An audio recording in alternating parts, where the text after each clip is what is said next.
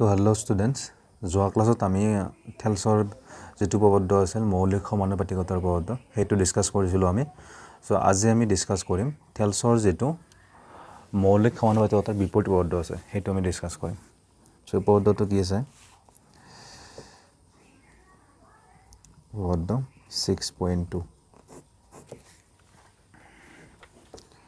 আৰু প্ৰবদ্ধটো লিখি দিওঁ।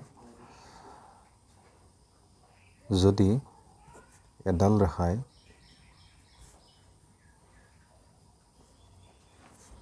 ত্ৰিভুজৰ যিকোনো দুটা বাহুক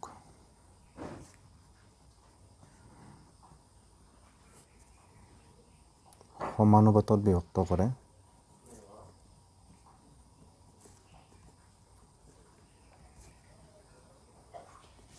তেন্তে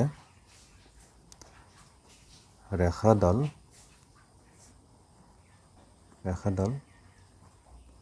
তৃতীয় বাহুৰ সমান্তৰাল। মানে থেলছৰ যিটো মৌলিক সমানুপাতিকতাৰ প্ৰবদ্ধ আছিল তাত আমি পাইছিলোঁ কি যে সমান্তৰাল হ'লে বাহুৰ অনুপাতকেইটা সমান হয়। এতে আমাৰ কেনেকুৱা মানে অনুপাতটো সমান দিয়া আছে, আমি বাহুডাল সমান্তৰাল দেখাব লাগে। মই চিত্ৰটো আঁকি দিব পাৰোঁ। এ বি চি এটা যিকোনো ত্ৰিভুজ, ডি ই ৰেখাডালে এ বি আৰু এ চিক সমান অনুপাতত বিভক্ত কৰিছে। এতিয়া আমি দেখুৱাব লাগে ডি ই সমান্তৰাল বি চি।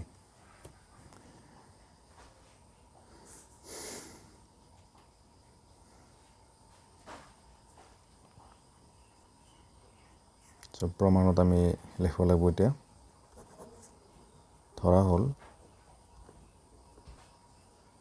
প্ৰমাণ বুলি নিদিব পাৰোঁ, সমাধান বুলি দিব লাগিব। এইটো প্ৰমাণটো এতিয়াও অহা নাই বাৰু, দিলেও দিব পাৰি প্ৰমাণ, কিন্তু সমাধান বুলি দিয়াটো বেছি বেটাৰ বুলি ভাবোঁ। ধৰা হ'ল এ বি চি এটা যিকোনো ত্ৰিভুজ, ডি ই ৰেখাডালে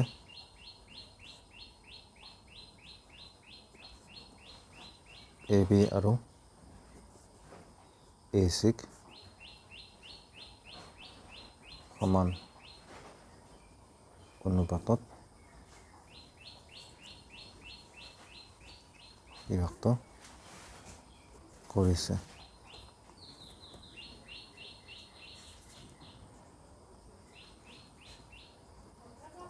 দেখুৱাব লাগে যে ডি ই সমান্তৰাল বি চি। এতিয়া প্ৰমাণটো আমাৰ কি আহিব?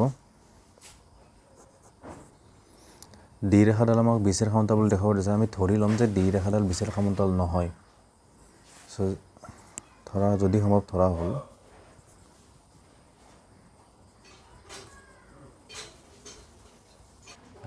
ডি ই বি চিৰ সমান্তৰাল নহয়।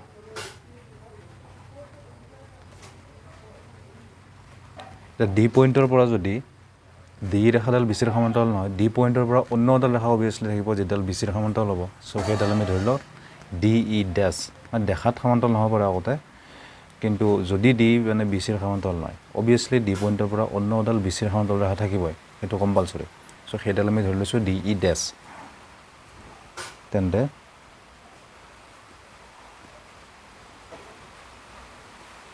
অন্য এডাল ৰেখা ডি ই ডেছ থাকিব যাতে সমান্তৰাল বি চি। চ' এতিয়া আমাৰ হাতত কি আছে?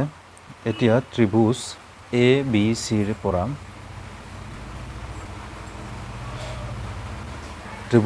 চিৰ পৰা আমি কি পাওঁ? ডি ই সমান্তৰাল বি চি, এইটো প্ৰদত্ত।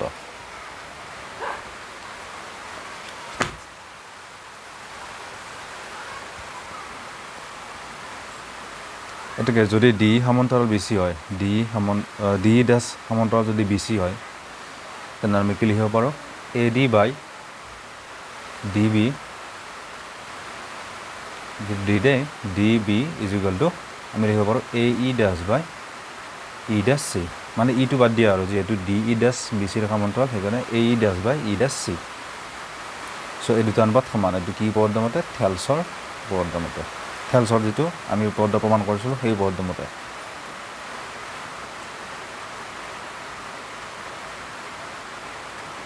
ওকে এটো দিলো আমি নাম্বাৰ 1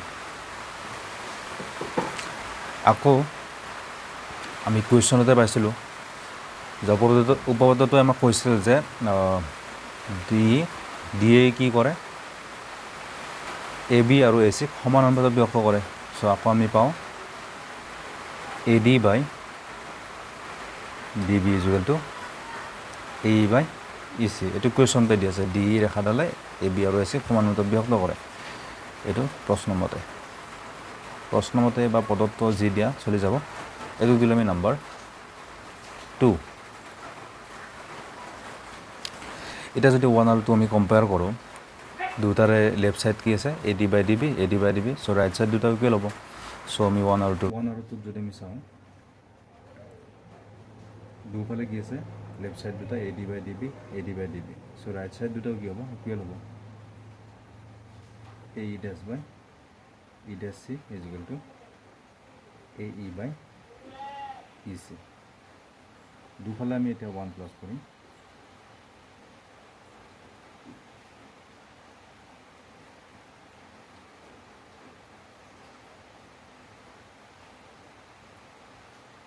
e dash c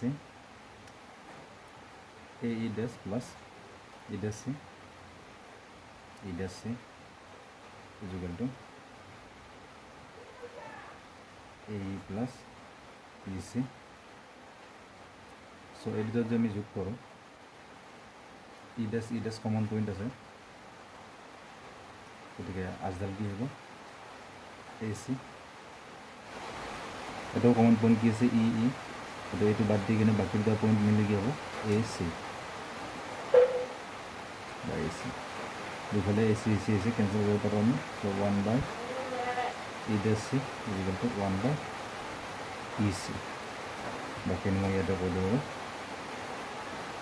দুফালে যদি বজাবৰণ কৰোঁ আমি কি হ'ব E C is equal to E dash C so' চিত্ৰটোত যদি আমি চাওঁ ই ডেছ আৰু ই দুটা পইণ্ট এ চি ৰেখাডালতে আছে বা ৰেখাখণ্ডডালতে আছে